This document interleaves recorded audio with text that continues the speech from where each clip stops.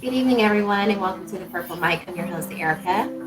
Welcome back to part two of Art of Making Love. Last week we talked about love, we defined sex, we defined passion, and tonight Tony has assistance as we bring forward not only our Dr. Benjamin Moore, but our special guest, Deon Milton, is back with us. We're so honored to have you, Deon. How are you? I'm all right. How y'all doing? Awesome. It's a pleasure to have you. Of course, I have my ladies with me because I can't do it alone. That's right. LaShonna.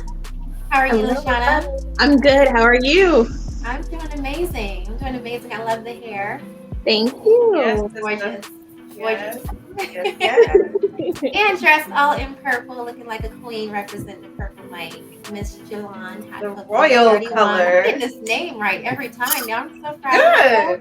Good. Yes. How are you feeling? Good. Up top, we have J.R. Poke and Stroke. Are you doing the JR tonight, or are you doing the? She got it right tonight, though, because I'm junior. She get it right. Wow. If you guys haven't already, please subscribe to our YouTube channel. There you can see seasons 1 through 3, as well as Instagram, all of our bios and upcoming episodes. So honored to have you guys back tonight. Tonight's conversation is an intimate one. We're just going to go ahead and dive on in. Please sound off in the comments. We love to hear your feedback.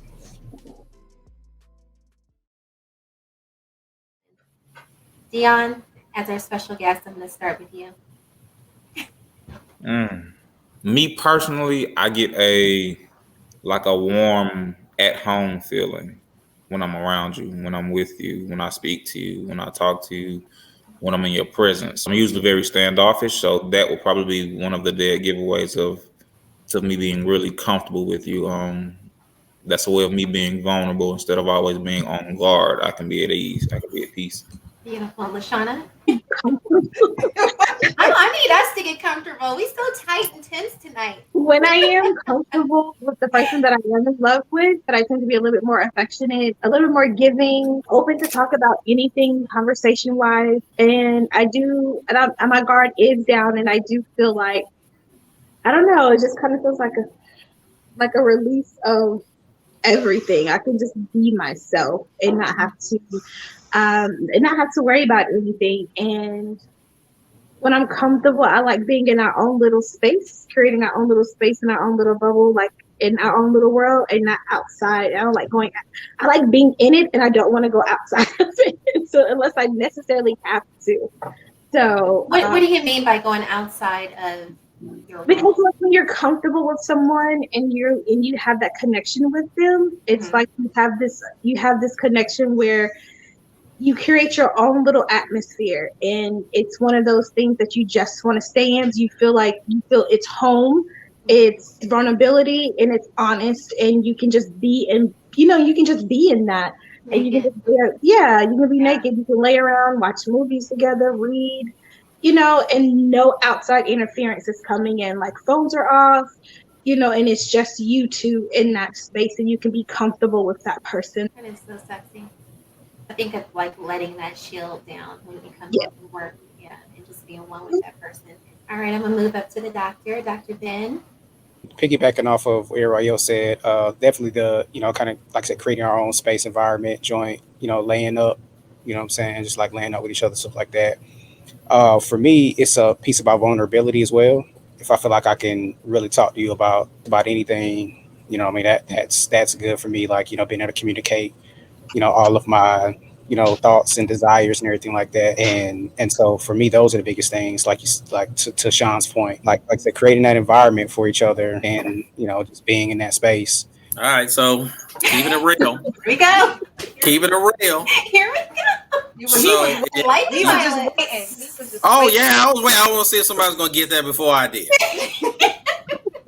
So keep it. If you're going to be comfortable is everything everybody else says, but if we're gonna keep it real, you gotta be able to, burp, fart, all that stuff around your partner. All that stuff that you do in your house, you can do around the person that you love and you care about. And they're not gonna judge you.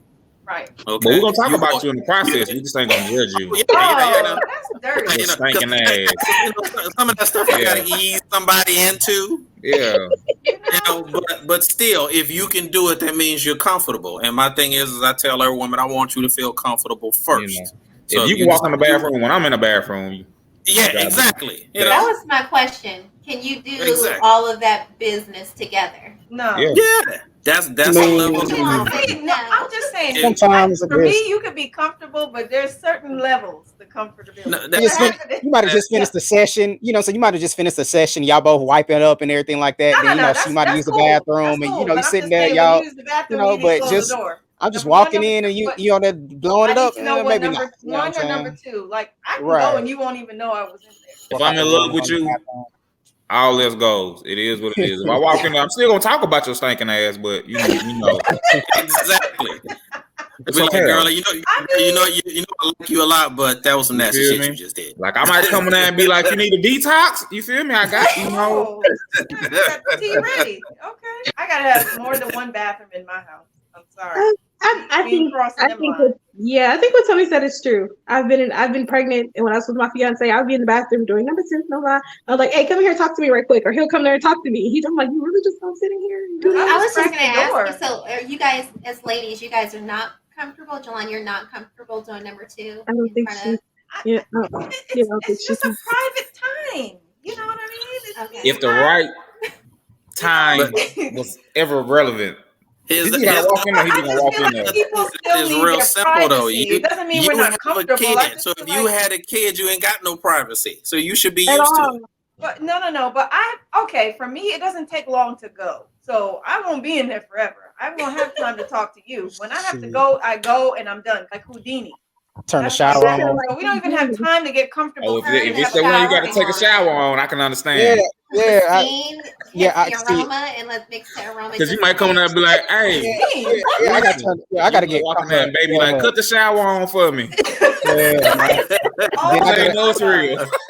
Look, I don't like having no wet booty. I like to be nice and clean and everything. I want to be nice and clean after I finish. I want to come up out that thing smelling better than I went up in that thing. So yeah. Touche. So Tony, let me have you finish. Yeah, continue. Finish your open that can of worms. Oh yeah, because y'all trying to keep it PC. Let's keep it real, And those of us who got kids, and when they hit a certain age, you got to lock the doors because they'll walk in on you and they don't care what you're doing. That's different. They can't judge you. Just because they're kids, the principle is all the same. Oh, mommy, you stink. Exactly. There's no filter for kids, and that means your kids are comfortable. So why does that not translate to adults? You know what people do in the bathroom. Women are supposed to smell like flowers and fragrance and fruits and just all the time. You're not. And all that is a lie because y'all cover that up. Y'all spray stuff on yourself. The real you is what makes you comfortable, and we need to be comfortable around you, just like you need to be comfortable around us. So. Y'all be holding in your farts, holding in your burps, and all that kind of stuff. Don't smell bad. I don't want to be caught up with my woman behind her and she passing gas on me though. You know what I'm saying? Like that is not. Oh, you didn't know. I got you in the back headlock, and then I'm feeling like, hey, you might not. That's the thing. It's not that I'm not comfortable with her. It's that like just like I would be like, oh, let me get up for a second. I go, excuse myself. Yeah. Excuse myself. I'm not gonna poop on my woman. Like that just. Listen, you can't get that same spot back that you was laying in, bro. You might just gotta lay there. I'll figure it out. I know. As we move away from you just gotta lay there, bro. When you in that comfortable spot and you just laying there perfectly, you don't want to move because when you move, you ain't gonna get that same spot back. So you just gotta lay in it, bro. It's okay. So when we dive a little bit deeper than that, than the private room, what's deeper than poop and farts? We get into love and the spiritual. How do you know you're really comfortable with that individual? Comfortable. I know for me, and I'll answer this question too, since I don't answer questions. Sure don't. About time. It comes a point where you don't feel like you have to mask. You can be yourself 1,000%. Include information for you, Erica? Is it what? Does that include information for you? Because you got tears with information. So I'll just does that include information? Yeah. Well, yeah, because it's like you're already in. So you feel like you can let down all of your guards. It's just kind of like opening that red curtain all the way. showing him the full production. So would this be state level, FBI level, or CIA level of information? You know what? Oh no, Over here, I got a that bureau over here. presidential. That presidential That's level, brother. presidential? That presidential. Hey. Brush it. Okay. That's this Erica. is That's this is full already cavity after- search, brother. Right. So this is already after you've asked the 21 questions. You've already did your background check, your credit Okay, report. DNA swab. Yeah, Mhm. you're all the way in there. I and read Mhm. scan. I feel safe with you. All the biometrics. Okay. Better tell you what. No, better tell you what the tread level is on your tires. Hair sample. I mean, at the end of the day, a hard conversation has to be had. There's no way around it. And as adults, I would think that we would amicably come to a decision that promotes us being the best version of ourselves and not being subjugated to being in a box or walking on eggshells or one person being miserable. Now, however, depending on the connection, the bond, the logistics of how we've created our bond, it just depends on how big of a deal breaker it is for us being together, more so than anything. If it's something that we can work through and we both mutually still want to give effort for that, then cool. But if that starts to turn us into people we do not like towards each other anymore, then it might be best to just, you go your separate way, I go mine. If we still keep a connection, cool. If not, cool. But we did give this effort. We did put our all into something, and time and growth was just the benefactor of it. Yeah, I agree with that, man. That was the. I think it's highly contextual.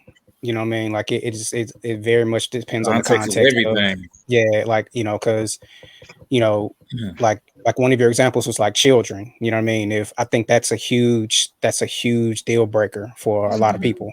You know what I'm saying? Either way, like whether to have kids or to not have kids, like that's huge. I think living stuff like, for at least for me, like proximity in terms of or I'm sorry, locale in terms of like where you live and stuff like that.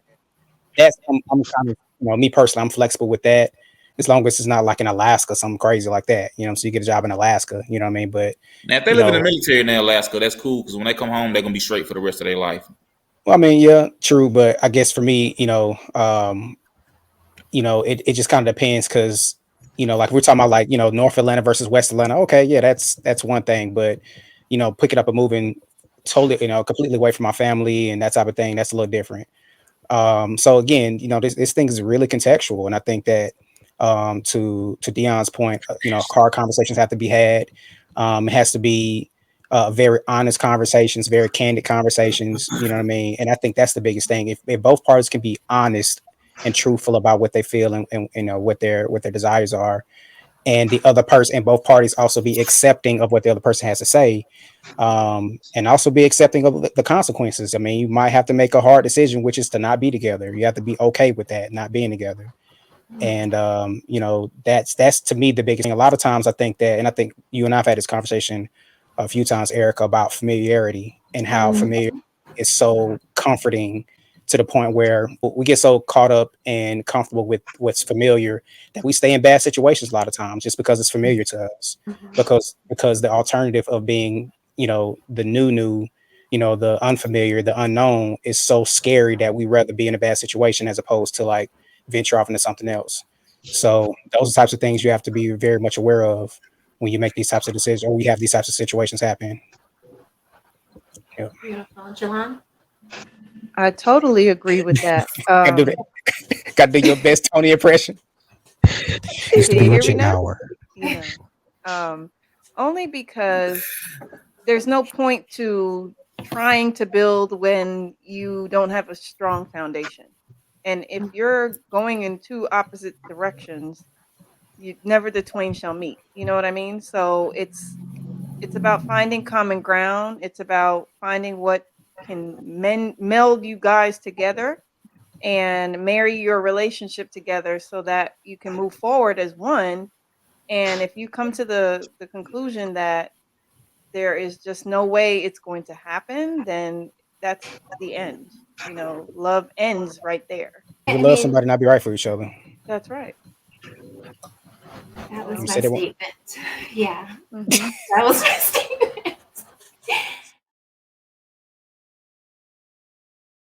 I'm going to move over to Tony.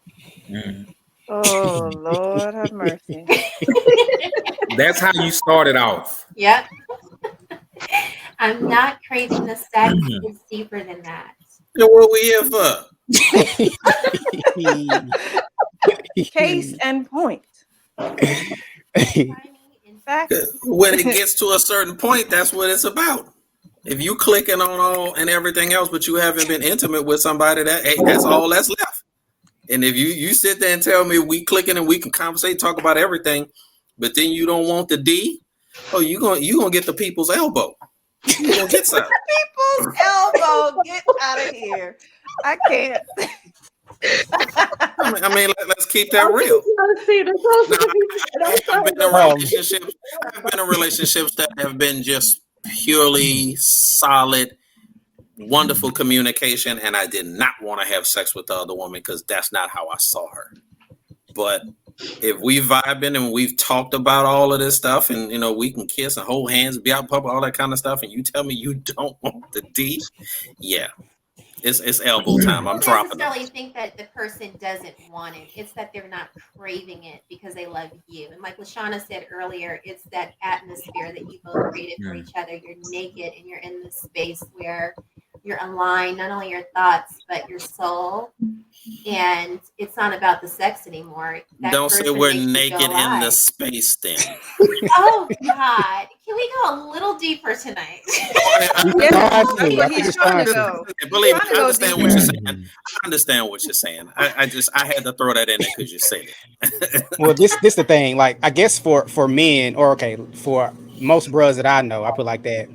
I think that intimacy, physical intimacy, and the emotional intimacy that I think that what you're describing, the mental and emotional intimacy that you're describing, kind of go hand in hand. It's like it's kind of hard not to have one without the other. Like if I'm feeling you mentally and emotionally, then I'm automatically going to be feeling you physically. Like it might be somebody that I'm not like generally attracted to, maybe in a certain sense, but I'm mentally and emotionally attracted to that woman, and then I physically want her. Anytime you want a woman on one level, it's kind of going to affect the other levels.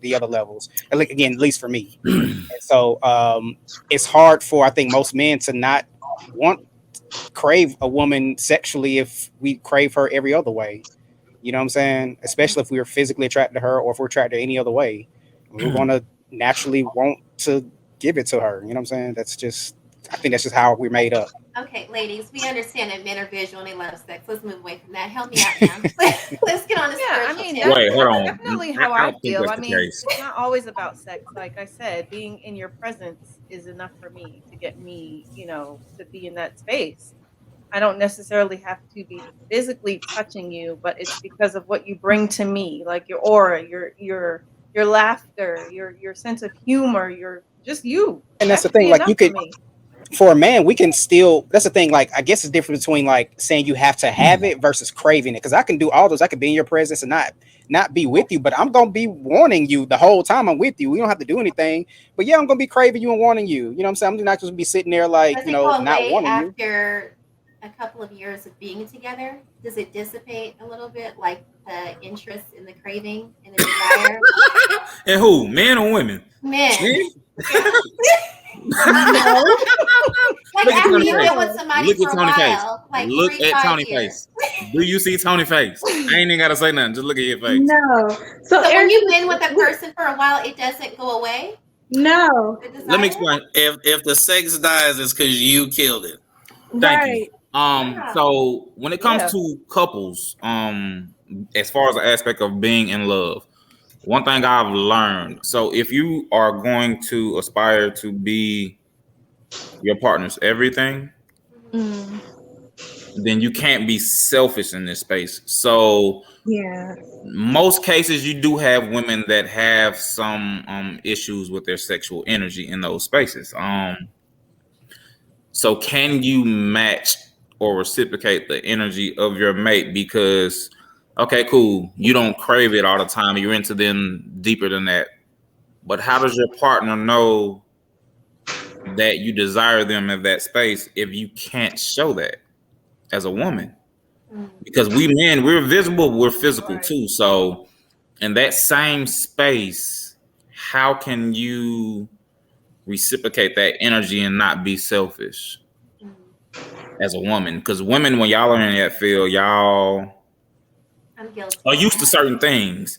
So y'all don't necessarily think of the other, side of that spectrum when it comes to that intimate space, because most cases men don't know what the fuck intimacy is, and sex and intimacy gets intertwined when they're not really on the same wavelength. They go hand in hand, but it's more like brother and sister versus a mate. Okay, Because so I agree. Yeah, I break think down love that and intimacy first, Deon. Real quick, define it from your perspective. intimacy is a tool that you show love through, to be blunt. And that's the bluntest way I can do it, because to break it down further than that will be contextual, depending on the person, their, what they like, what they're into, how do they receive and show love, and how do they give and receive intimacy. A lot of people, even women, still are clueless on how the fuck to do that. They can watch all the fucking romantic movies and novels and still be clueless when it comes to their mate. So in that space, how do you reciprocate that without being selfish? Okay, and then define love. A bond that's forever evolving, even through growth and change, meaning I can love you with me, I can love you without me. But I still love you though. It's truly unconditional. There is no possession. That's the biggest thing I preach more than anything in my life to anyone. Love isn't possession. So if you feel like you have to lose your identity to try to prove your love to me, I don't want it. I agree. I definitely agree with the no identity part. Losing identity part is definitely, because I felt that. I will say though that I don't know, when I'm really feeling somebody, or love or like or whatever, I tend to get a little territorial. You know what I'm saying? Like I get, It's man, natural. I'm territorial. Like I'm going, I'm going. If it's mine, it's mine. You know what I mean? And so, not to the point where it's like detrimental or anything. I definitely want my woman to, like, be able to explore and grow and everything. Not to stifle her growth at all. But I am a little territorial. You know what I'm saying? Like, and so That doesn't and I necessarily think mean that's possessive though. That just means right, territorial. right. So I just wanted to make that, because I think a lot of people kind of have those two. A lot of people say that Confused. territorial and possession are the same, and so Exactly. that being said, Exactly. and also to your other point about love and intimacy, I think that, to your point, I think that they influence one another. They're independent of each other, but they influence one another. You know what I'm saying? And so, 100%. So, right. So love, like to his point, I think love is, and Jolon always talks about this. She says this all the time. Like she says, love is an action. It's like a decision that you make. You know what I'm saying? It's like, it's a daily decision that you make. It's a set of actions, set of feelings, everything like that. And to Deon's point, I think that intimacy is like you said, the tools by which you show the person that you love them. You know what I'm saying? It's the way in which you connect with them. It can be, verbal things. It could be physical things. It could be, written things. It could be a It could whole be you host, being thoughtful, right? things All of of that that. So nature. it's a whole host of things that you use to display to the other person that you love them or that you care about them. Because intimacy don't have to necessarily be love, quote unquote, but it could just be. And that's the thing. Intimacy doesn't necessarily have to equate to love, but it's just the way in which you show the other person that you care about them. I mean, and that's the second, we always talk about like your five, the 5 love languages. That's a part of intimacy, showing, speaking to that person's love language. That is that intimate part. So when you speak to that person's love language, you are speaking, to that love part of them that is there and that's available. So once you find out what it is, that's something that you consciously remember that you need to do for that person, because you want to make sure that they know that you love them, that you're here for them, that you're going to support them, that you guys are you're in this together. Like, this is the reason why. So I think that sometimes, we don't remember the reasons why, but that's why, because you're speaking to that person's love language by doing those things and speaking to it and being intimate. I think sometimes as women, we want monogamous relationships, but we don't want the things that come with it when it comes from a man, because like they said, a man is physical. So sometimes those are the things that come with it. Like, that's, to me, sometimes that's a little selfish if we decide not to do certain things because of because we don't want to, or I'm not craving it, but I want more intimacy. But you have to create that. You have to create that type of atmosphere in order for you to get that. Because if, like I said last week, if you sit and you explain and you talk to him about what you like, what you don't like, what you want, and you guys have that candid conversation, and it's not about you, it's about us, what we both want, what we need from this relationship, how are we going to move forward, that's still love, that's still intimacy, because you're still, even though you're not like in physical form, you're still talking, you're still having that conversation, you're still trying to make sure that you guys are on the same path, and at the same time, and you guys want the same thing, and you're not going into different opposite directions when it comes to love and intimacy. So those are the other components that we tend to miss sometimes. I like the way you I think re-emphasize that, because you talked about that last week, listening to your partner and understanding what they want, LaShonna. That is huge, because I mean, I'm guilty of not listening and only taking it in, like, oh, that's nice, and then doing what I still want to do, and then they come back, and it's just like, I'm tripping because I told you what I wanted and you still not on it and not doing what I asked you to do. So this is why we're here at this juncture. So and see thank you that's for the that. thing, and it's a thing, like, which I think this is why it, for men, or at least for me, when I read the thing, I'm not craving you, but like that, for men, it's like, what? Like, I'm gonna be perfectly honest with you. I'm pretty sure I can speak for every bro when I say this. We want our woman to be like, we want to walk in the door and know our woman just like, it's just like splash that falls when we walk in. Like, you want your woman to be yearning for you, desiring you. You want your woman to want you, want you. Desirability, You know what I'm saying? 101. Like that's what you, as a man, like, and a lot of times, even more so, like, than What if he still the, takes that for granted, though? What if you do desire oh, him like 1,000, 1,000,000%, he still takes it for granted? it can very well be the case. I'm not saying that that's not the Uh-huh. case. I'm just saying that what is, what the thing that is that we Yeah. want you to desire us. I mean, you can buy somebody a mansion, they still not. I mean, hell, ain't that what Will did for Jada? He bought a whole mansion, she still wasn't happy. So you can do things for people, and you know they not reciprocate. But at the end of the day, a man wants to be yearned for by his woman. Period.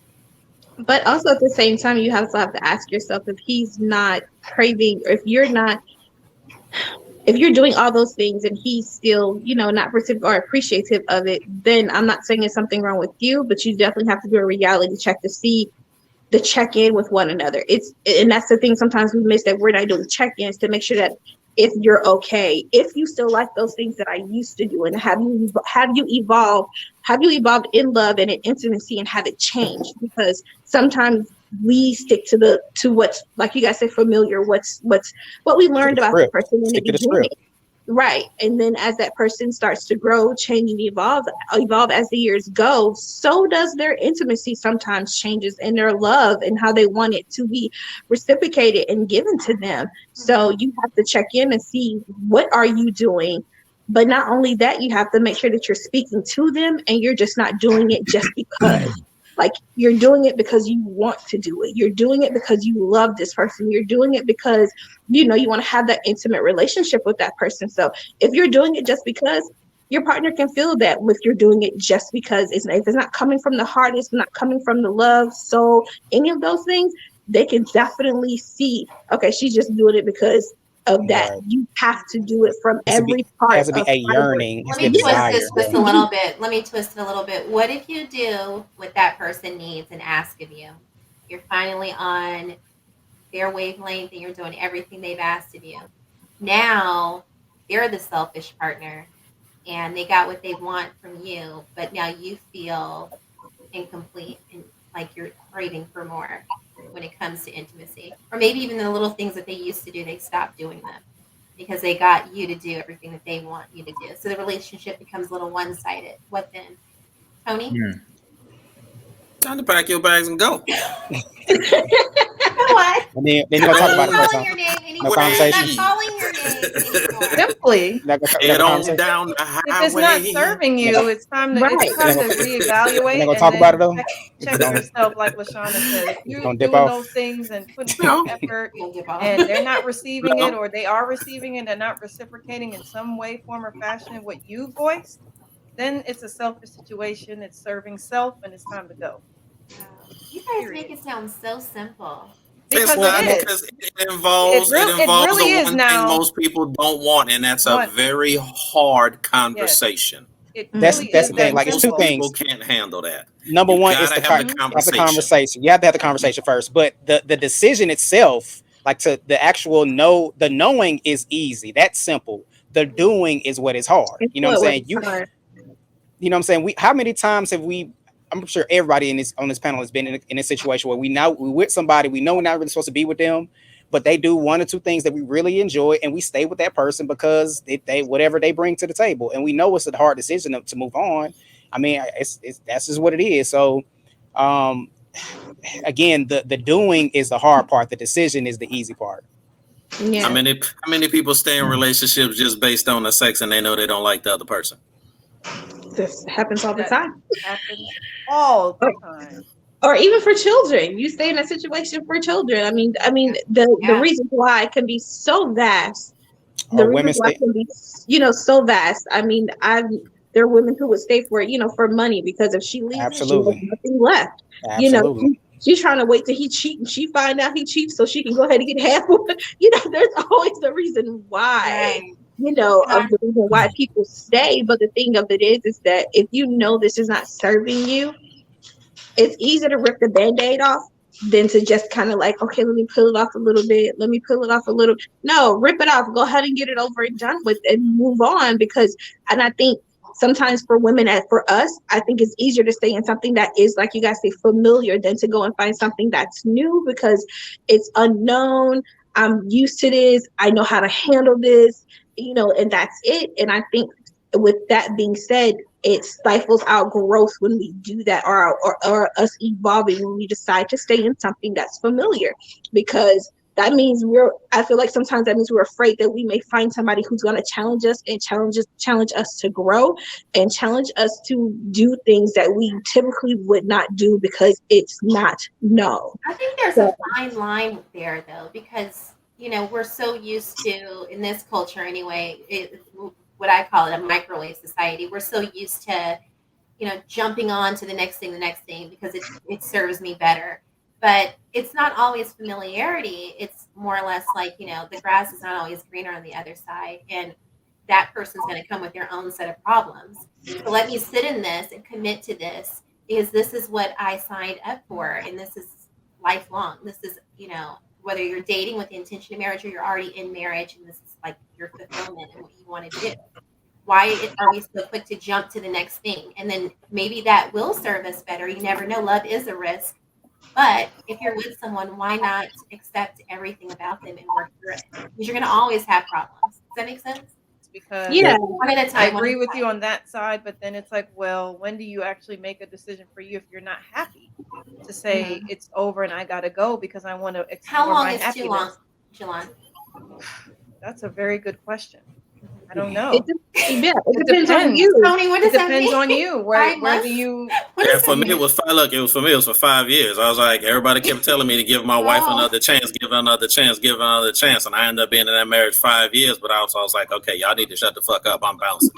But see, you can't listen to people. You have to make that decision for make that yourself. decision on your own. Because you're the only one in that. If at year 2 you were ready, you should have been gone. Not listen to other people. Hey, I was right there year 2. I was trying to bounce. You can take counsel for what it is and hear somebody out because they may see something on the outside, but then at the end of the day, you have to sit with yourself in your room by yourself and really go through your brain and feelings, emotions, and process and make What a it is. decision for you. Mhm. I've never told people go get divorced.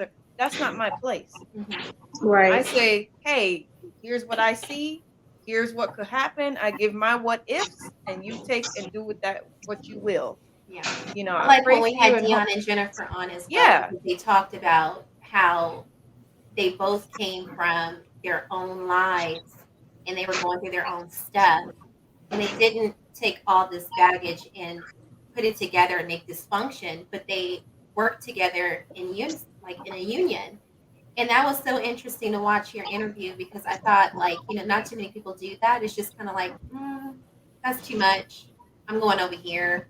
Or, Mhm. trying to figure out what serves me. But you guys tend to work and balance off of each other. For the most part, minus her drugging me, but yeah. You know what? You know what? I knew I it love the was second part Tony. of I it. knew it was It coming. was coming. I It was knew it. coming. Yeah. I But mean, that in itself, that's And how you I still would define intimacy. If it's the truth, how can I tell anything but it? but Erica, you also have to realize with them, they decided to do the work for one, like to do the work in themselves, but still be together and Right. still, kind of help each other out where they couldn't. So that's the difference between them, because sometimes you can be in something and You know what? Don't open the pill. No, you didn't. Where's Jennifer? You know what? Right. It was I'm calling all Jennifer. drugs you according can. to him. I'm serious. You can be with someone. They have their own baggage and you have yours, and you know what your baggage is. You know what it is, and you're forthcoming with it. And if that person still decides to, like, you know what, I get it. I still care for you. I still love you. I don't want to stifle your growth and your healing. So yes, we want to be with you while you go do that. That's the thing. There's a difference in what you're saying and when you're with someone and they have all this baggage and they're not working on it. There's a difference. I agree. I would say we There's a help difference. each other Right. unpack as needed. There you go. Good. See? Yeah, I like that better. Not doing all of their work. Yeah, because some stuff I gotta do by myself, and she'll Good. leave me. She'll leave me to my own shit. She won't let me deal with my own stuff, and then she'll go deal with her stuff. You know what I'm saying? So, That's it. but if it becomes a point where we have to sit down and talk about it, then we'll sit down and talk about it. Yeah. That's And that's togetherness. good. That's working together. Right. That's Outside of the drugs. You know what? I'll take street pharmaceuticals for 1,000. I'm just saying. You just tuned in. You're watching the Purple Mic. We ask that you please subscribe. Let's get our likes up tonight. Because you don't Good care. place to be in. No, You don't care. I don't think so. What'd you say, Joe? I think that's a good place to be in if you're in a good relationship. Like, I'm not worried every time I leave the room that you're texting somebody else, or it's late night and you under the covers whispering to somebody, or Oh, your that's actions are trust. just showing. That's Yeah, but trust. that's still part of getting hurt. When I know I've committed myself to you and then I find out that you're conversing with someone on the side, or getting a little too friendly with someone else, when I can completely trust you, when I can completely know that you're here for me and with me, that's a good feeling to have. Yeah. That's when we can really be intimate with each other and be bare bones and naked and all that stuff. That's the good place. I think it's like a tunnel vision. A horse that has, what do you call it? The bridle? Is that what it's The called? bridle. It's the It- bridle. Yeah, It's a bridal. they can't turn it. You're focused. That's the way I feel like relationships should be. But what women do is they'll put themselves in the box, career, whatever they choose to prevent that. And they might meet somebody when they're vulnerable and then get hurt. Then what? That one person you thought you let That in. sounds like baggage to me. You haven't done your work, but you're trying to get involved with someone. Right. Or you might be rebounding. What Well, are you this- doing in a relationship if you are getting over something, whether it may not even be another person? It just may be baggage in general. When I'm with somebody and they're doing their part to be a consistent partner with me and they're giving me consistency, that anxiety goes away, because I don't feel like, Right. here I go again. When you get into a relationship, you have to vet. When you get into a relationship, you got to fill it out. Make sure, you know what, this is going to work for me. We're not getting married tomorrow. Why? Because there's a lot of work we got to do to get to that. but I don't feel anxious and I don't have any type of thought process behind feeling, I don't know, I'm wavering in my thought process with this person. No, you make me feel comfortable in this, and I don't feel like this is going to injure me. Yeah, and I agree. That's it's definitely a great place to be at. But I will say, and um, this may be contextual just in my own experience, but that's one of the top things that I actually deal with is like trust issues. Like that stems from like childhood stuff and even relationship stuff. So like that for me, like I really struggle with that. Like a woman can be like, really trying and stuff, but I still be like, be on some, side eye, like on some back of my mind, like, yo, I wonder, you know what I'm saying? So Yeah. I don't know, and so I think again to be in that space, is great, but I don't know, being deceived is one of my things that I really have to struggle with. It's one of my baggage things. Like for me, I would much rather know that something is going on as opposed to being deceived and be like all acting all happy go lucky. I'd rather just have the truth. You know what I mean? And that, that's just me though. Again, I that's one of my things I struggle. I struggle with fear of deception and fear of loss. Those two things are really, of course, loss because of bloodline and everything like that and different things I've experienced. But if I'm in a situation where I want to believe you, then that's a good space to be in. You know what I'm saying? Again, because sometimes you might not even want to believe the person because you're not comfortable with them enough, but you want to believe and want to believe in that person, want that person to be truthful and honest with you. That's a good place to be in. Sometimes you will be hurt from growth. I do think, that happens. I don't think you're not consistently anxious about getting hurt. Because even in relationships, when you guys go through arguments and stuff, things, something may be said and it hurts your feelings. You're going to get hurt in relationships. The thing of it is that you can't control what that other person does. You can't control that whole narrative. So a lot of times when you're going into relationships, for me, I believe that you are going in hoping that this person won't hurt you. Then there are things that you cannot control. Like I said, things will be said, things will be done that they do that has hurt your feelings, but they didn't know. You find out. They find out that, oh, I didn't know that hurt your feelings, or I didn't know that you didn't like that. Okay, I get that. I'll change that. So I do believe that, being hurt does help you grow in a sense. Tony mentioned last time, and we just said it again, trust issues. So did we start building trust issues as we go forward in future relationships? Yeah, sometimes we do. Is that baggage? And what Trust issues? Yeah. For certain people, yeah, it is. It is. It is baggage because they don't know how to trust. They won't know how to open up to trust someone from that point on because of what has gone on in past relationships or childhood trauma or anything like that. So yes, they do have trust issues. So yes, in a sense, sometimes that can be baggage, even if the person is being upfront, honest, and truthful with them. It's still a thing that they carry with them. I won't move on because I'm so gung-ho on focusing on that one thing until I can fix it within myself, the relationship, that person. And if I can't, then yes, it's time to be alone. And Jolon knows this. I was alone for 2 years and didn't see anybody during that time. I had to just cut it off because I needed to heal. I cannot get back into a situation with someone else because I'm, again, tunnel vision. It's just kind of like I have to finish and I have to work on that one thing. And that's the scare to me. And I think that that's why this subject is so important. I'm not constantly anxious. I don't have this constant anxiety about somebody doing something to me. I can finally relax. They know me. And LaShonna, what you said earlier about that atmosphere that we create for each other, that's how I believe that love should feel. It should be consistent, not a constant anxiety. That's what I got from the question. Yeah. Because I'm not in that state. With the person that I'm with, I'm not constantly being anxious. I don't take it as trust and deception. I felt like I don't have the feeling that you're going to do something to cause me to feel trust and deception. I guess it's really about hurt. And it's funny because Sean said something that was pretty interesting. Like sometimes somebody can do something to hurt you, but it's not like one of those kind of pet peeve things. Like y'all might be playing around and roasting each other, you know what I'm saying? And they might say something to hurt your feelings. They might say something about, oh, you got the 12 head, you know what I'm saying? Something like that. And it might hurt your feelings. And now you know that Right, person but you're knows not not trying to, to break up over it. Yeah. right, you know Yeah. that person knows not to, like, you know, hurt you in that way anymore. So Tony, I'm gonna go up to you once more. I'm not constantly anxious about getting hurt. You picking on me. Are you anxious about that?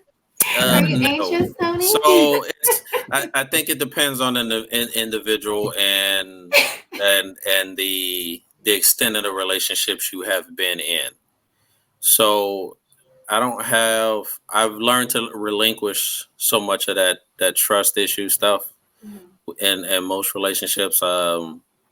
I tend to try to move on, but not bring that baggage into the next relationship. Give the other person the benefit of the doubt. But my biggest issue is don't start something and you can't finish it. My biggest issue is I hate not being able to close the relationship properly. Right. You know, that's one of my biggest things.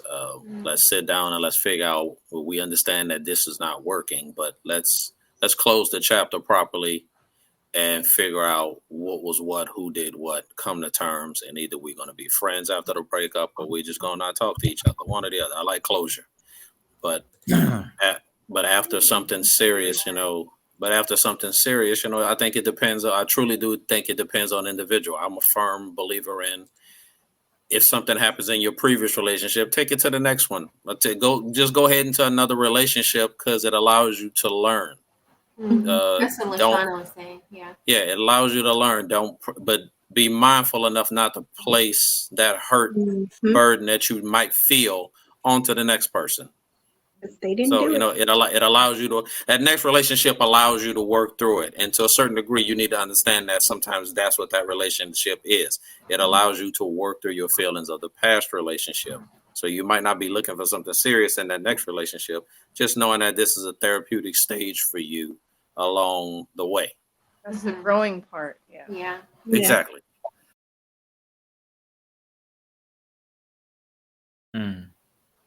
That's real love right there. Yep. That's real love. That's point blank. That's what that is. If I can accept your flaws and everything that I know that I see, and I still love you for it, that's love. That's real love. Is that farts included? That is what? Farts included? Farts? Oh yeah, that's everything. Like That's every part of you. Inside, outside, in between, all that. If you came in the door the same way, you have to be accepted the same way. Exactly. Just asking, because Look, some guys. That's how y'all women complain while your man roll up on you and your hair ain't done and you ain't got your makeup on and all that kind of stuff, but yet he still got a boner for you and he kissing on you. And you wonder, you're like, I ain't got my makeup on, I don't smell right, I ain't all of this. Hey, girl, shut up and come on, get this going. That's love. That's love. That's what I'm talking about. I love your roll.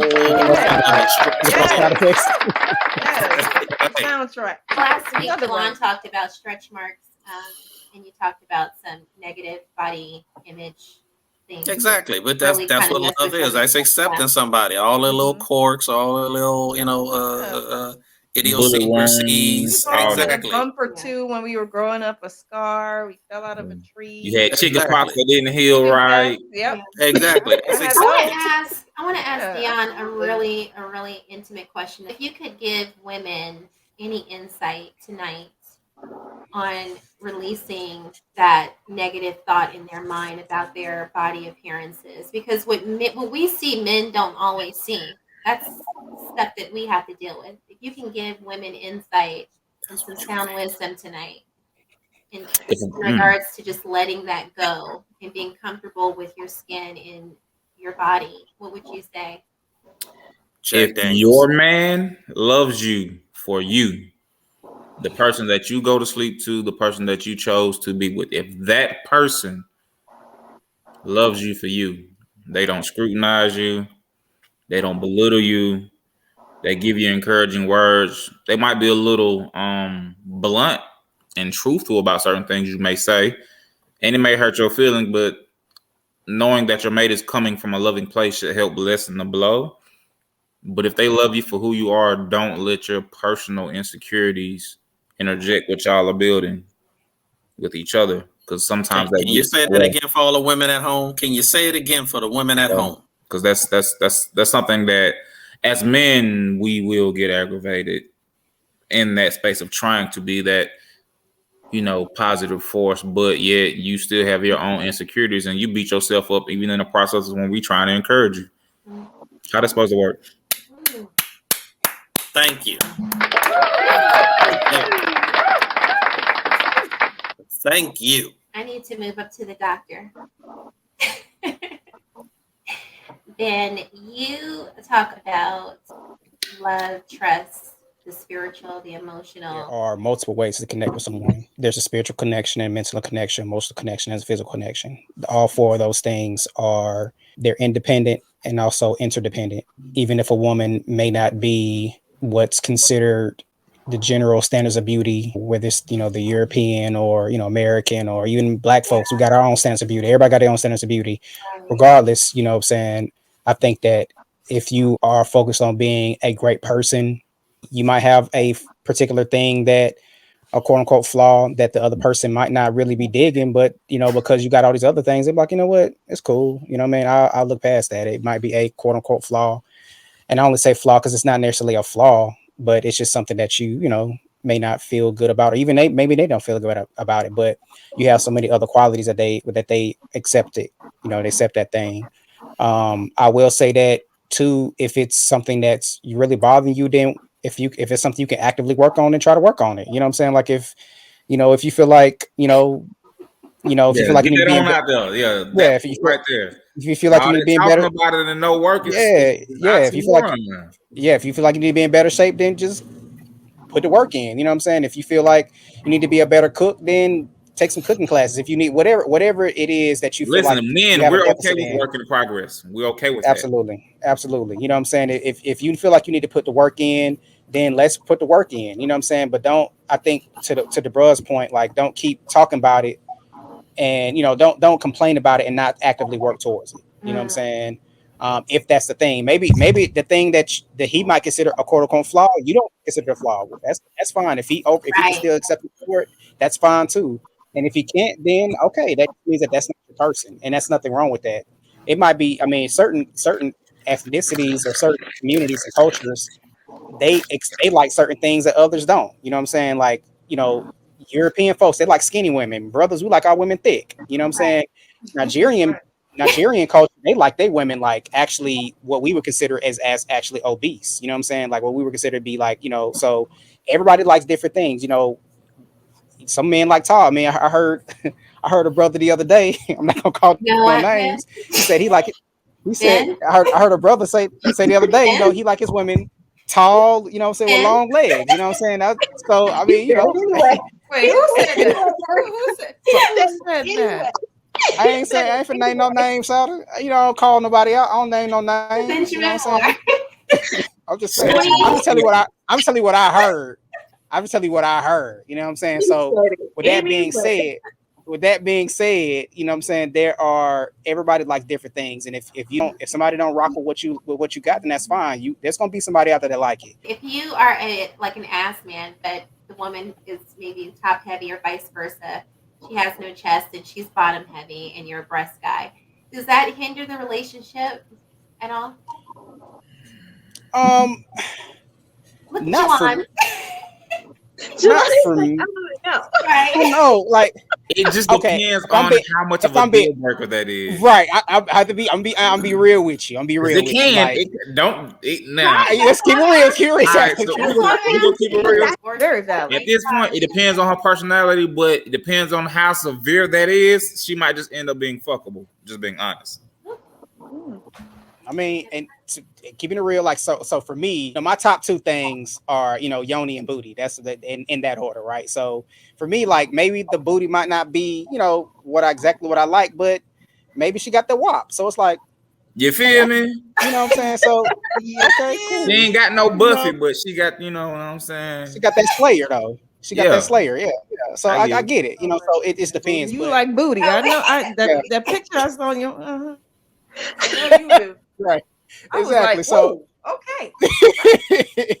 Right. It's really more so it's size and shape. It's shape first and then size for me. Like I like that cuff. You know what I'm saying? I like that. It's gotta have that. You know what I'm saying? It don't have. I also like to be wide, but it's really that cuff for me. You know what I'm saying? Like I want to be able I to. like Deon's face. You know, Like that's. you're Mm-hmm. talking about. Stroking the beard, Tell me more. Yes. Right. But is that a requirement for you? Like she has to have a butt? Like a big Let me answer booty? that for you. So to the butt man, like the man that really like butt, that's almost always a hard bargain. Like you ain't gotta have something. Like you just can't have nothing. Right. You know what No, I'm saying? I know. You can't just That's be the like thing. Like, okay, pancake. I put like this. There's not one woman on the purple mic that ain't got, it for me personally. You know what I'm saying? Like all of y'all got, you know what I'm saying? Like every last one of y'all got it. Nice Well, I'm different glad to sizes. know. I get what I'm saying. And that was just, I mean, I was saying that just to say like, it's not like, it don't have to be like perfect, you know what I'm saying? But I mean, you gotta, I just don't want I'm like this. I don't want no extended backs, if that makes sense. I don't want you to have a long Just back. back and You see his hamstring. face. No back, but just back and hamstring. Right? It's just Something like in between. right. Yeah, I'm saying it has to be a little bit of an arc there. You know what I'm saying? It has some curvature. Well, I'm good then. Thank you. All y'all good. We thank you for your honesty. All three Yeah. of this. Thank you. Well, actually, Tony, can you Yes, elaborate on that, sir. Elaborate on that. Why I gotta elaborate? I think Because he you did look just like fine. you had something to say. Go ahead. Most definitely. Right So ahead. just generally because I generally have an opinion on most things doesn't mean I desire to express it all the No, time. We have an opinion on we the this. people want to hear. Your The opinion. people. We the people. Want to hear what you got to say. Well, Ben hit it right on the nose because I'm a booty man myself. I like some legs, but I don't know. That's not a hard thing for me. Because I like a nice set of legs and I like some booty, but I understand that I got to look at you. So I like a very beautiful face, and I can bypass not having the booty that I desire. If you've got a beautiful face that I can stare at, because I have to talk to you at some point in time. Right. It's rough if I can't talk to you because you ugly, but you fine. That's rough. That's hard. Butterface. Butterface. Yeah, I was like, I dated a girl like that. From the neck down, she was spectacular. From the neck up, I was like, ooh, I got to talk to her like this. I was like, yeah. No, you didn't. Yeah, I did. Looking off into the sunset. Yeah, because that's how rough she was. I just couldn't look at her directly in her face, and I'm like, yeah, this is not gonna work. You fine, but yeah, I can't look at you. I've heard this. When a guy says she's fine, they're talking about her body. When Right. they say she's pretty, She's beautiful, pretty, gorgeous, they're talking about her face. Talking about her face, right? That's what I've absolutely. always heard. Right, Even in yeah. high school, I was like, what does that mean? And Wow. that a guy broke it down to me like that. They talking about you're fine, that means your body. That's why when we describe it, I'll be like, Beautiful. but how she look? Like, yeah, she fine, but she ain't all that. Right. Now you know Yeah. what? Mm-hmm. That's why they say She ain't butterface. She fine, but she ain't Erica that. just got it. Look at that. Erica just got it. All these years, she just got it. Yes. That's I the never difference. knew that. Uh-huh. You remember on Look at that. Friday when she was like, Look at that. listen, you remember on Friday, he was like, yeah, you want to talk to my friend? Yeah, how she look? Yeah, she look like Janet Jackson. Janet Jackson?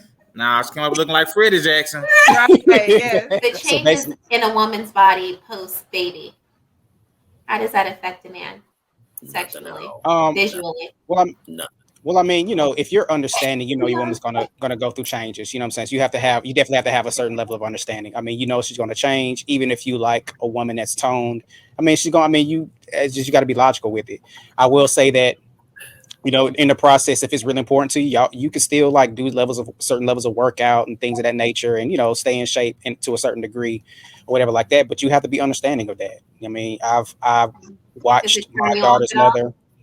Not really. Like I watched my daughter's mother, go through that, and I was still attracted to her. You know what I'm saying? Just got to go different angles. Then you know what I'm saying? It's different way. Just more than one way to please a cat. You know what I'm saying? So you gotta just switch it up a little bit. Exactly. Switch up. Awesome. If you're just now tuning in, you're watching the Purple Mic, please, please, please hit the like button.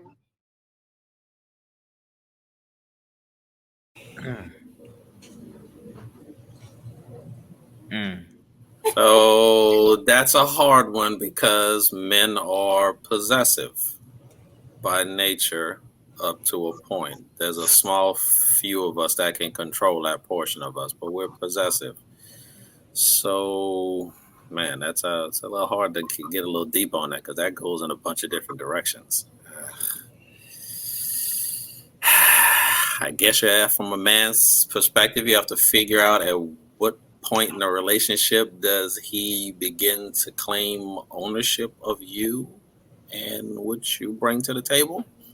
I guess that's how you have to look at it. At what point does that happen? And I'm not sure, because sometimes it would be after the act of sex, and sometimes we begin to claim you before that, way before the act of sex. I guess it depends on how we feel about you. You know? All right, so for me, I know that I really start to feel somebody when I'm start getting territorial. Like I can actually be with somebody, with the woman physically, and I'm like, I won't have any thoughts like, entertaining thoughts of like, if they kicking it with somebody else. Okay, I don't care. But the moment I start like wondering, or if I start being territorial, like, nah, that's mine and everything like that, that's why I know, like, okay, all right, I'm kind of feeling this person, because the territorialness is almost hand in hand with the depths in which you care about somebody. You know what I'm saying? So, I think that, and that's I kind of differentiate between possessiveness and territorialness. For me, possessiveness is that you're stifling a person's growth. Like you don't want them to ever go outside of any realm in which you can't control the environment. So I got to be around that person all the time. I can't, you can't do this, you can't do that, anything like that. For me, territorialness is just setting comfortable and acceptable boundaries so that that person is protected in a particular situation. I feel like this: if you're possessive, I think a person will say you can't talk to any other dudes at all, possibly, or you can't talk to dude unless you're in front of me. But if you're territorial, it's like, okay, well, maybe you have a cutoff, so maybe not talking to your exes because that's too close proximity to somebody you used to care about. You know what I'm saying? So I think that a person that's territorial will have healthy, acceptable boundaries. A person that's possessive will have, boundaries in which it will stifle the person's growth. You know what I'm saying? And so for me, that's the difference.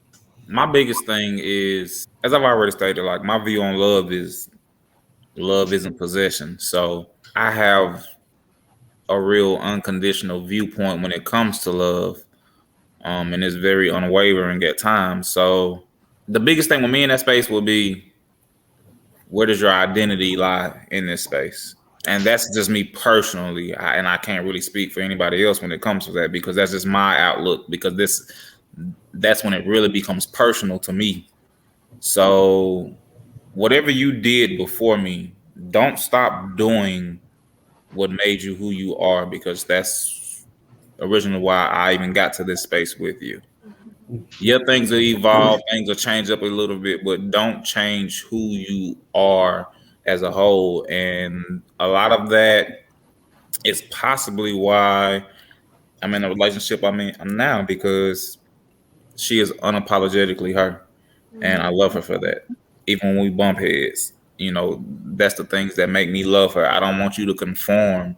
I want you to genuinely grow on the path that you're destined to grow on. So if it gets to the point where I am possessive or jealous and a conversation can't be had, we're not going to be together. LaShonna, can you help us expand on that? Come on, Minister.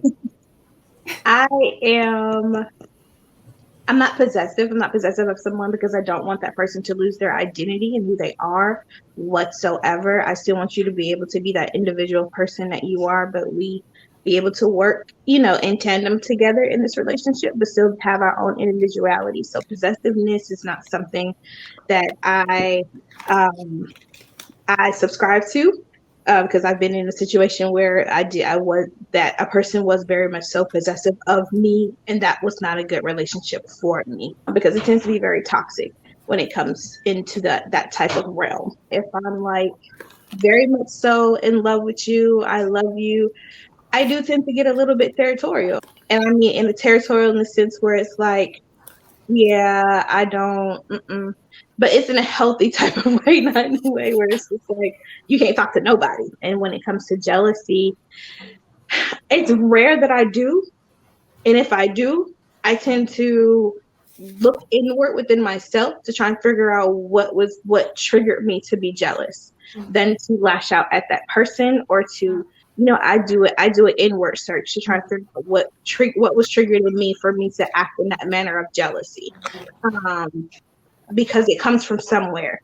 And then I just look at the whole situation and the scenario and everything. And then if I feel like it's a conversation that needs to be had with my significant other, then yes, we will have that conversation about, something that he did that made me feel jealous or whatever the case is. If it's just something that is triggered in me that I need to work on in self, then I'll have that conversation with myself to make sure that, I'm working on that part of me. And, so yeah, but I do tend to be like, territorial. So follow up question. Here's kind of related question. So what about flirtation? Like, you know what I'm saying? How does flirtation, go into this equation? So for instance, because a lot of times the jealousy part and all that kind of stuff goes into like the other person being flirtatious. So what are everybody's feelings about flirtation? What is flirtation? Yeah, I want to Flirting. answer that because I am notorious, and Tony probably knows this best. People always mistaken my friendliness for flirtation. Always. You're from California. And I mean, it's like, I ain't want to name no names, but what? I don't want to name no names. I was just saying. I was saying, like Tony, don't start instigating, Tony. Ooh. Go ahead. Ooh. Don't start instigating, Tony. Go ahead, Erica. Go ahead, Erica. So here's the thing. I make it so overly uncomfortable, and I tell people I love you. Why? Because death and not seeing someone again. You're flirting right now. Stop it. No, that's serious.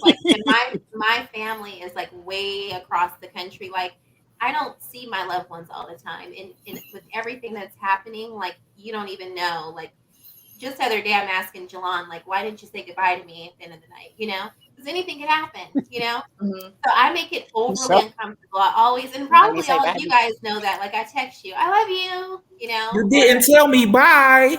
Yeah, like that is just who I am. And sometimes if I'm just like over conversating or just it comes off like, oh my gosh, she's flirting. And that's the thing, that was gonna be my point, and that's the point I was making. That was the point I was making. Not that I was trying to call you out, but when no, honestly wasn't.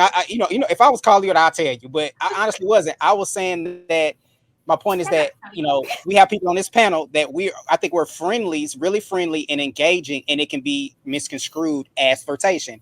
Yeah. You are one that, like, I'll be honest, perfectly honest with you. Let me tell you the first time I met Erica. Let me tell you about this. So we were sitting down. It was me at the time, my daughter's mother. We were sitting down. She was about to we're talking about Leilani and everything like that. She's gonna take care of her. And so she was sitting down in front of me. And when I tell you, she was looking at me, she was like gazing into my soul, like she was like so attentive, like. And I'm seeing, I was like, oh my God, like I'm looking over my girl at the time, like. You gazing in the souls over there, right? Like she's like, I know. And to me, like that's just who she is. She's that type of person. If I was a single dude, I would have been like, oh, I've been trying to get my number. I was like, oh, maybe she's feeling me. So, and I've had the same thing. People have said it to me, like that I'm flirtatious. I will ask about you. I'll ask how you doing. I'll laugh. I'll compliment sometimes. You know what I'm saying? I might compliment the whole group. It might be a group of women. I'll compliment the whole group of women, whatever. And that might be construed as flirtatious. And I will say that when I'm single, I'm more friendly, than if I'm in a relationship. I'll turn it down a little bit. So I know that there's levels to it. But I think that a lot of times that understanding what flirtation is and what the boundaries are, and having a good definition on both parties about what flirtation is pivotal for this possessive jealousy conversation. Because what you might think is flirtatious the other person doesn't, and vice versa. Yes. And so you need to have those conversations about what you think is flirtation, what are the boundaries, and again, the territorialness and boundaries is what I think is so important in this whole conversation, is knowing what the other person defines these things as. Right. And Yeah. I'm an empath as well. With other people, even in work and with obviously my friendships, people do. They complicate that. And that's definitely something I've always had to talk about. Like, I wasn't flirting. I was just saying hello. You have, as a man, you have to know if a woman has like is coming to you with like, relationship energy versus like motherly nurturing energy. And that's one thing, a lot of times women are just like you said, kind of to your point, naturally nurturing, and they'll kind of like, oh, worrying about you, caring about you, stuff like that. And you're like, okay, do they like me? No, they're just naturally motherly, you know what I'm saying? And sometimes it's goes hand in hand, you don't know. So which is why I always tell the joke, like, I was calling you mama, you know what I'm saying? Because like you have that kind of energy. And a man that's not in tune, yeah, a man that's not in tune with that, you know what I'm saying?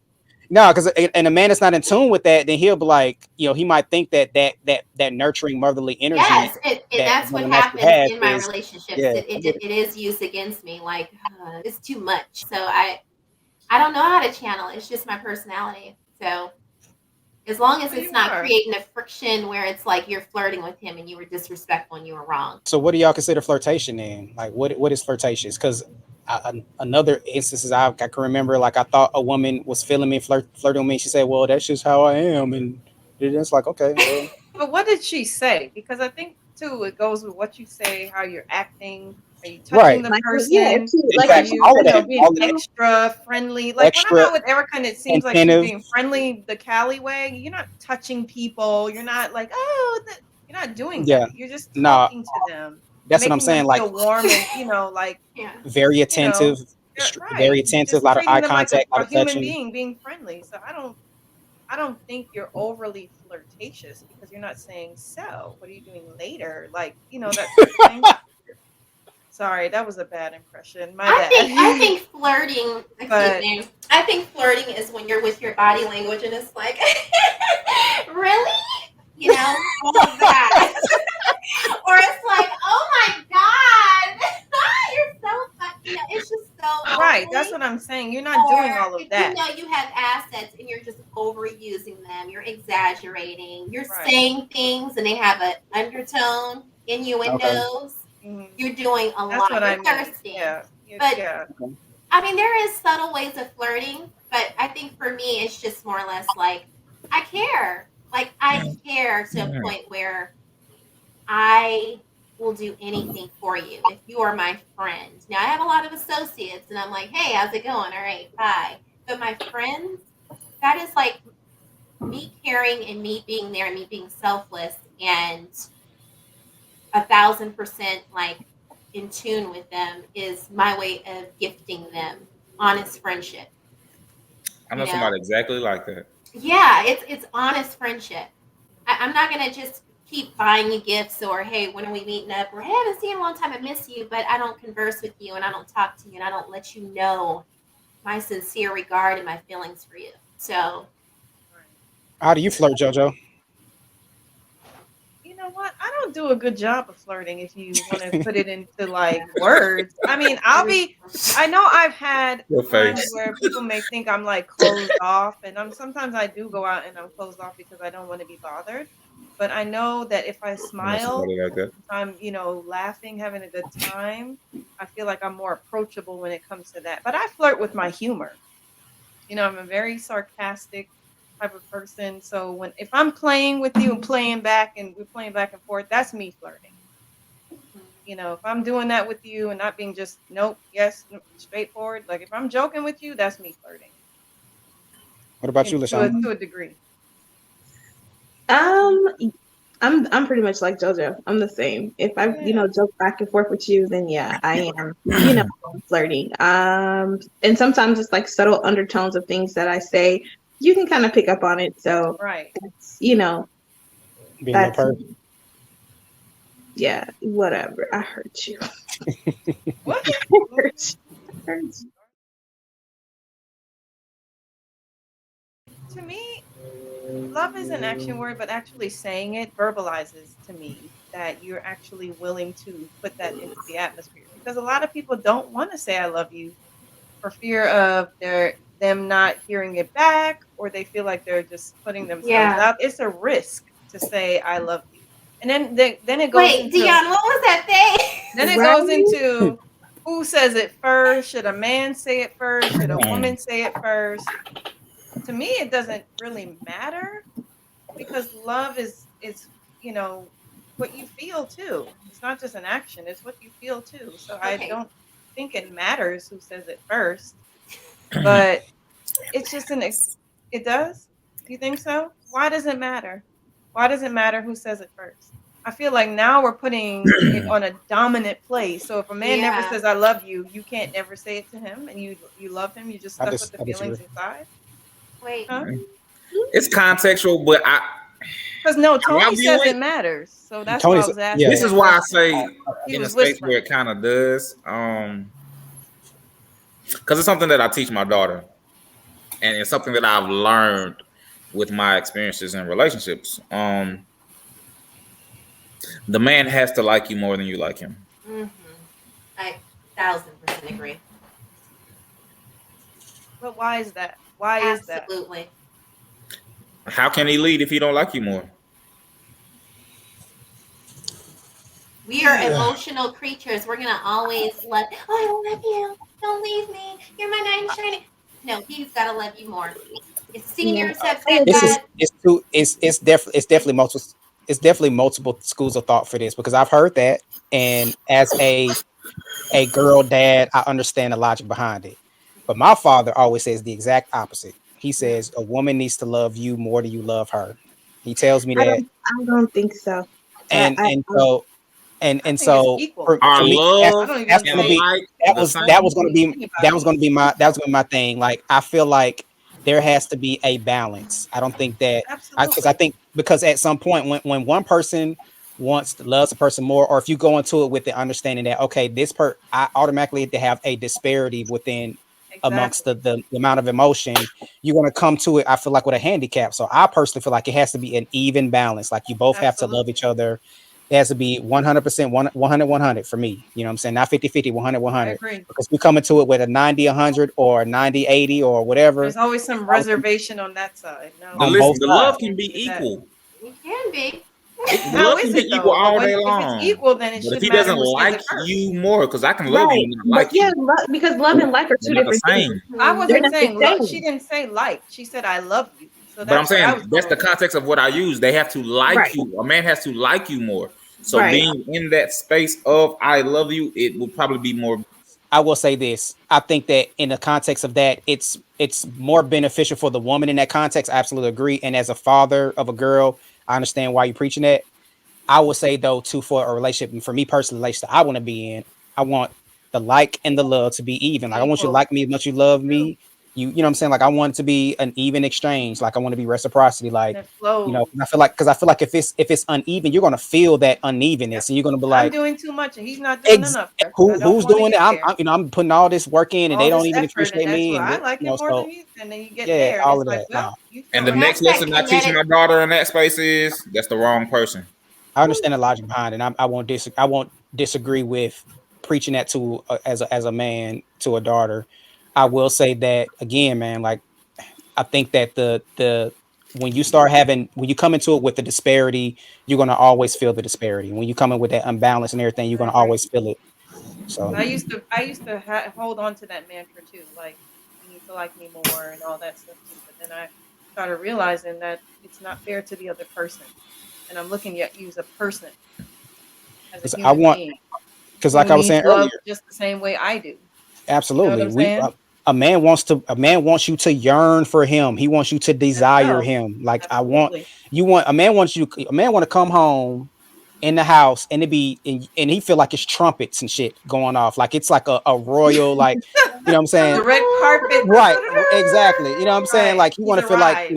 exactly. He No, the wants hell that's we what man. don't. We want rain boots and a thong. I don't know about no goddamn trumpet. Same thing. The trumpets too, Well, exactly. that's She with she trumpets playing too. exactly. She And playing nobody the said you trumpet. can't have your rainbows and a thong with no Exactly. She's trumpets playing the announcing trumpet your with the arrival. You rain. can have whatever Exactly. you want. That's Right. what the And king wants. So Exactly. And then you get in the bathtub, she says the royal penis is clean, your highness. All of that. You know what I'm saying? She All wants that, all that, all that, all that. all all that of good it. stuff. She Right. wants Okay, Nobody King said Hakeem. it. You All nobody right, defined exactly. the I want that Prince Hakeem. Exactly. but I understand the premises of what he's saying, that you You see do the that, that a man should, like a woman more than she likes him. And I'm not saying that it won't be reciprocated in any type of form or fashion. But my thinking behind it is this. If he does, that means he's actually put in a thought in the process of, okay, this is a person that I could actually be with, because you do know you can love someone and not like them, and you can Yeah. like someone and not love them at all. Absolutely. And you can be in a relationship with someone and still not like them, but you love them. You show them that you love them, but you don't like them whatsoever. There's nothing whatsoever. So Absolutely. But it could be feel for you like, too. It's the same way with women. It's that's why I'm saying what I'm but saying. but So there I are hear what you're too saying, right, but there are but too it many goes both times. ways. I'm It not saying goes it both doesn't go. ways. I'm not saying it doesn't go both ways, but in order, sometimes I feel like in order for that type of love also or like have to be reciprocated at the highest magnitude, that man definitely has to be like, I like you. I definitely want to be in this with, like, it's that over the top, all of that stuff that Erica be thinking about and romantic type of world. I'm starting to think she was born in Never Never Land. Yeah. Right. Maybe. It's something, And I'm not saying it won't be that, but I feel like sometimes, yes, in the beginning, going into that relationship and all those things, a man definitely has to like you more, because again, how can he lead? How can he pursue you? How can he, like, those are the things that's going to make him, because he likes you. Mm-hmm. So that means he's going to find out everything he possibly can about you because he likes you. He wants your attention. He wants this from you. Like, and that's my thought process on it. That's just mine. It's mine And I'm too. not, And I and feel I'm Yeah. like that's saying, okay, but that's them making the effort as the pursuer and the hunter. That's to me different. That shows that they do like you because they're putting in the effort and everything like that. But right, why but is nine your times like out a of ten, but contingent most upon that though? relationships, right, but No, most right. and that relationships that that are only. You see what I'm that saying? If you're not making it, well, then the guy will feel like if you're not calling as much. Because I always tell guys this when I meet them, I said, hey, if I want to call you, I will. I don't play games where okay, I'm gonna wait 3 days, and if you text back, it's gonna be an hour later. I don't play those games because a lot of times people set them up for failure. Then the guy starts thinking, well, this girl doesn't really like me because she Facts. waited 2 days to play this game with me and she's not responding because I sent the message to see who likes who each other more. And that doesn't always end well. So that's but why I'm to saying playing okay. those games, not So let saying me you, can I I'm So saying what I get from I that. get what you're saying, but to me, that sounds like that's an immature type of person, And immature type that's of where way of it can thinking go. When I when it hear comes that, to because it's like you're putting a relationships. boundary, like Ben said, disparity already starting off like that versus I genuinely like you, so whatever I like about you, I'm gonna do. If I feel like calling you and it's been 2 minutes, I'm gonna call you. You see what I'm saying? I'm Mm-hmm. not gonna wait an hour just on the hour. Let me call him because he does. I don't want him to think I'm thirsty. Mm-hmm. Because some people do play those games. You see what I'm so saying? so I yeah, so understand what you're saying. to Yeah, piggyback both of them, like, so I do agree. I understand LaShonna's point in that typically in those type of environments, women get hurt more than men when there's a disparity in like. And I right. understand the logic behind why women do that. I totally get So it. do I. It I makes sense. understand it. I totally But understand it. I think that, with all that being said, I guess to Jojo and my point, that when you're trying to come to a relationship, and again, when you know there's a disparity, to her point, it leads to those types of games because you're automatically going to be like, okay, in order for me to show that I don't like them, they're showing me they like me this much. In order for me to show that I don't like them as much, I'm going to withhold certain things that I would do that I know that I That would they normally do normally because I do want to like do. them. Right. You know what I'm Mm-hmm. saying? Like Mm-hmm. if I want to call That's what you, I'm saying. if I just finished gave you a 3 hour session and I'm gonna call you from the car, then call from the car. If not, it's fine. If I want to get home and call, whatever. Like, you get to these points where you start playing games. You want to, like, Calculation. you But you want to, question: exactly, you who's want to gonna calculate. know? Who's gonna It's know? gonna come out in you're It's you're only gonna gonna feel come out it. if You're If you're you gonna in have feel that an it. mental, immature type of state of You're a gonna feel it. relationship. but That's the you thing. can go You have into to be you can with, go into it with but that we have to mentality. be mature mature about it. You have to be mature about it, because the thing of it is, typically, if a woman likes a man more than he likes her, she is pursuing him. Him. She is leading Yeah. him. She is the one that's trying to get him. That's the thing. So Look, hold on. anytime I've Go ahead, ever Karen. liked a man more than he liked me, I pursued him. That relationship did not end well, because I pursued him, which means a lot of times I was the one that was putting forth the action and not exactly letting him lead the way he should have been leading in the relationship, because I liked Is him it more than he is liked it more me. like that you liked him more, or pursued more than he did? No. So let me ask you this. So, If I liked him, a lot of times I would pursue him. I and wouldn't allow pursue, you him mean to like pursue you would me. call him more than he would call you. You would make the dates for each other, things of that nature, right? Is that what you're talking Exactly. about? Well, Things that's of what that I'm saying. nature. That's the Yes. part of pursuit. That's actually following through with pursuit. If I like Well, see, you, you may not know. You see what I'm saying? But It's your that's actions what that I'm saying. follow But that.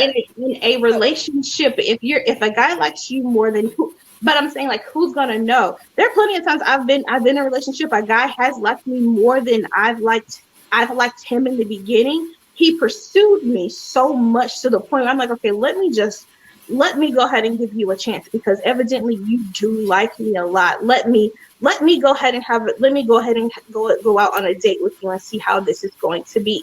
And then I've also noticed that a lot of great relationships that have lasted for a very long time, if you look at any, we'll take a celebrity couple, Denzel Washington and his wife. How much you want to bet that he liked her way more than she liked but him when in does the the like beginning? become equal then?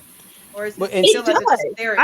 I'm That's I guess saying the question I'm trying to get to. okay, and it, see, this is the thing. as eventually it does, but you guys are thinking. I feel like you guys are taking from a immature type of look on relationships, No, which It's is not even not immature necessarily. necessarily, because I mean, No. you just said yourself, LaShonna, that if, like, for instance, if you like somebody more, you might pursue them more. I don't think that's immature. How many dudes go out here and pursue a woman that he has no chance when she just uses him for whatever he does? So it can be detrimental for a man too, which is what I'm saying. Like, it should be even. Like, if I set up dates with you, you set up dates with me. If you want to call me, you can That's call me as all much I'm you want to. saying. I call you. It's not You know what I'm saying? about So it like could be either more, it's way. You about know what I'm what you're saying? Like, doing. so yeah. So Yeah. again, I agree. I Showing agree with the reciprocity. premise that it's more detrimental for a woman to like for a woman if she likes him more in general. Like, it's more cases where that's going to be a negative result for women. I get that, but it can. And a man needs to love a woman more. The I've heard the opposite. attraction, the love, everything. So I go back to that. I'm with you on that too, LaShawna. And it's not a scoreboard.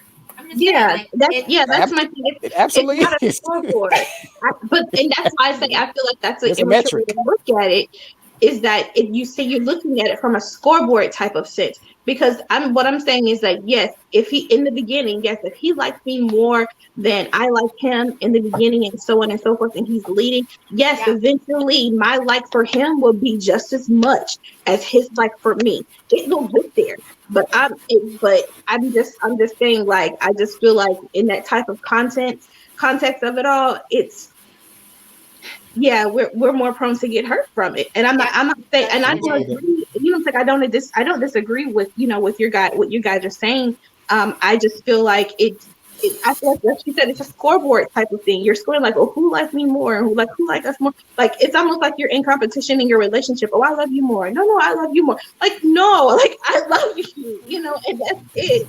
There's no, like, no more, no, whatever. Like, it does, and I think that's where the competition part comes in when you're in a relationship, because you're trying to prove something Exact, to and that's my someone, I yeah. guess that's what we're saying and on the but on the flip side. We're That's saying what the I'm saying. same And that, thing, but we're yeah, flipping it. That's I all. but agree. you And can, that's the yeah, thing. but you can see that. But what we're saying is that, but again, if a guy likes you, then yes, he's gonna pursue you. He's gonna lead. He's gonna be in his position. He's gonna be in his position and where he's supposed to be for that particular, for your household, or for you in the relationship, or whatever. He's gonna lead you. Because he likes you, he's going to lead you properly the way you should be led. He's going to nurture you the way you should be nurtured. He's going to love you the way you need to be loved, because he does like you more than you like him in Yeah. time. And yes, your like You are will be his with queen. him. That's my wife. I got you. All of that. And he I could do that. have He could do You're all. my never king. He You're could my do had all of husband. one I that. got that's you. like, All of that's that He my could too. do wife. all of that. I'm Exactly, not JoJo. that. Tell him again, JoJo. You A lot of men feel like they're not being appreciated because it's not reciprocated back to them. Because some women take it to the extreme. Not to say that you and Erica, LaShonna and Erica's point is not valid. I'm not saying that. But then you have women who just feel like they should be catered to. What about them? The men that Right. don't get the same attention for them when they like them more and they don't get anything in return. Right. Yeah, you have to separate them. When we separate those women, because a lot of those women are in it for ulterior motive, they want something. We're separating those women from women who actually do love a man, like a man. They're going to be totally in the relationship, but it's going to be an equal match because a man is actually going to be in his feminine energy, giving more to the relationship because he's attracted to her and he loves her wholeheartedly. I'm not denying. I don't think either one of us is denying any of that. But I Right, we're definitely think not. that, like we Yeah, always and I talk about, is don't want to reciprocity. discount the man. I don't want to discount the Reciprocity. man, but I think that Yeah, for not at all. women, we like LaShonna said, it makes us tap into that in their That energy feminine where energy yeah, that where we're you want, that we're they want that same nurturers. We're thing, and gonna do right, what we're we gonna need do to. it. But I think for a man, it's not as easy for a man to tap into that energy. It's just like, what can you do for me? How you guys Right. said rain boots and a thong. It's like you want to know. You want to know that it's more than lust, that it is love. And how he shows you love, he's a protector. And it's not just by being present, it's his words, his actions. I love this woman.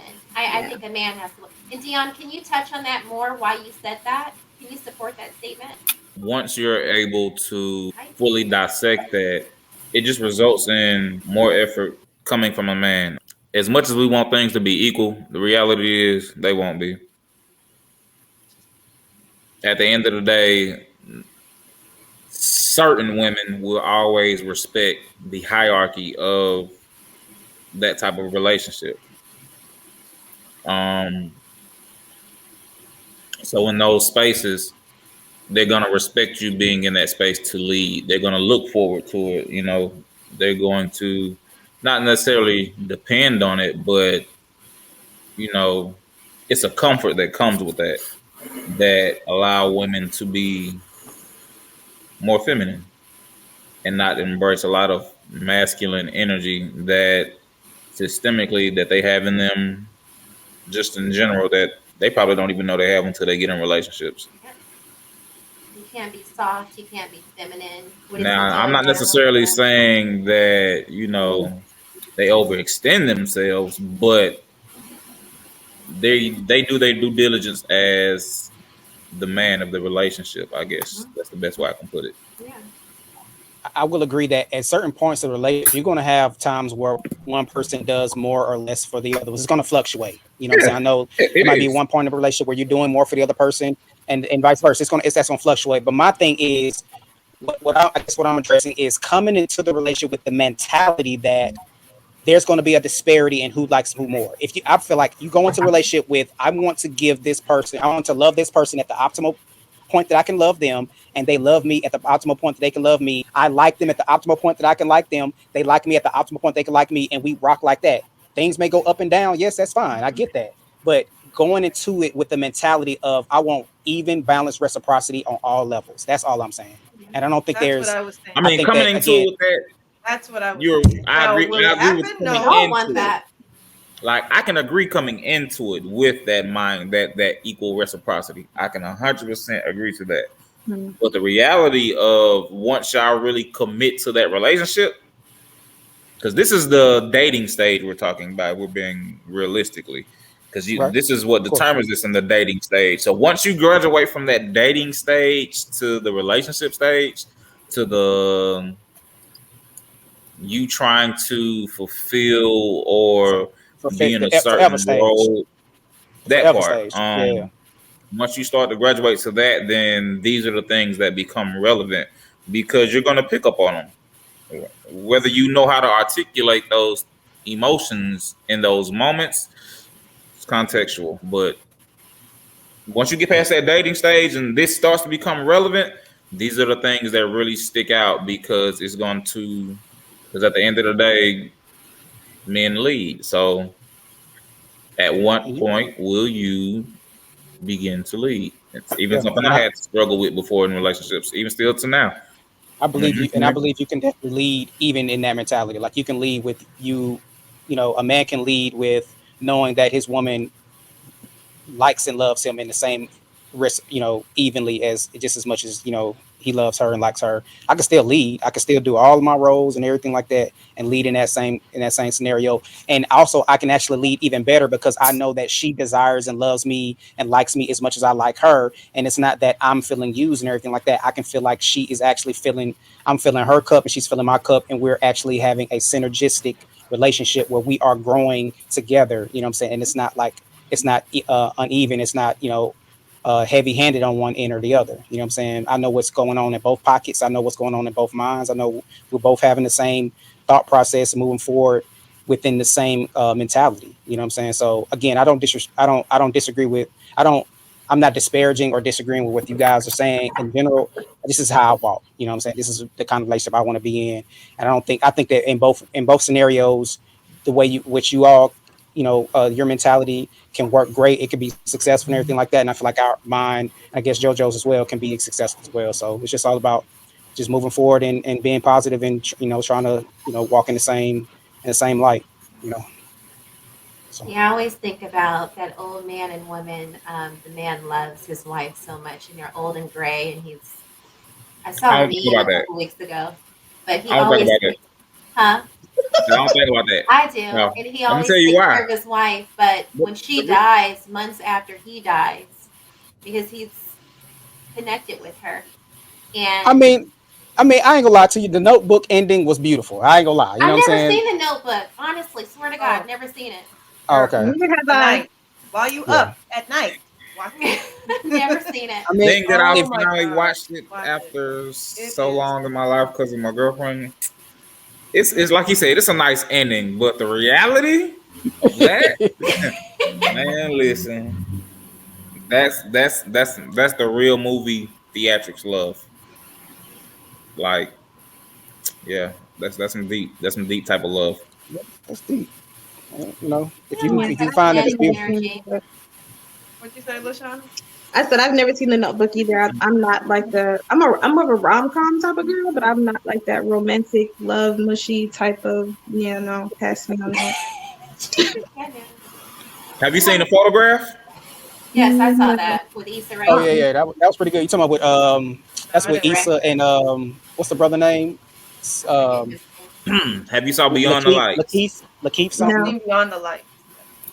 I No. haven't Oh seen that. yeah, I've seen Beyond the Lights. Yeah. I haven't seen it either. Those are probably the closest movies, love movies we get that has to deal. But you understand, like those type of movies always show struggle of, Yeah. like it's some form of struggle Yeah. that goes with the love. We really don't have a movie like The Notebook, to my knowledge. That It was a lot of struggling notebook, bro. It's a lot of It struggling was notebook. though, yeah. A lot of struggling notebook. But I think to your Sort of point, like Love Jones. I think there was a lot of ego there with Darius. When he found out that of Nina course had you're gonna an bring up ex. Love Jones. Yeah, I mean, Love but even Jones, okay, I man. think I've that's the seen black that, woman but Mecca even movie in that right It there. is, Right. ain't it?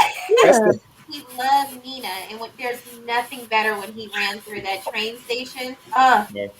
In the end, again, this right struggle, here, The struggle. struggle, right. this The right struggle here bus. is more important than a It was still and they struggle. kiss in the It rain. ain't, if we didn't It struggle, was I don't You want know it. better. it's still struggle. It was still a struggle. Look, as a matter of fact, everybody that had a relationship on there was a struggle. Tony, can you bring us home tonight? What? Bring us home in. He been so quiet. Y'all doing because y'all doing absolutely fine without me. Y'all are hitting all the important points. Everybody's got a valid point. Seriously, everybody that I'm listening to has a valid point. But what it comes down to is you need to be able to understand what you're in at the time you're in it, so you can properly evaluate what needs to be done. That's all that is. I repeat. Communication is paramount, and before you start talking about I love you, you need to make sure some things or a conversation is had on some level on some things, and y'all are on the same page and y'all are going the same direction to a certain degree. Thank you so Okay. much for And that. even if you're not going in the same direction, have that conversation to where the other person is, to a certain degree, eager enough to help you achieve your goals and vice versa. Thank you so much for that. We want to thank our viewers. We had a lot of viewers, and for all of you who have stuck through the entire episode, thank you so much. We see you. We love you. Thank you. If you have not already, please subscribe to our channel. Hit the like button, comment, share, and head on over to our Instagram. There you can see all the bios and future episodes. You're watching The Purple Mic. We premiere Thursday nights at 9 p.m. Eastern and on Mondays, 8:30 p.m. on Twitch and Facebook. Jolon, LaShonna, Ben, Tony, and our special guest, Deon, thank you so much for your time tonight. We'll see you guys next week. And thanks for watching. Good night. Bye. Well, Harlem.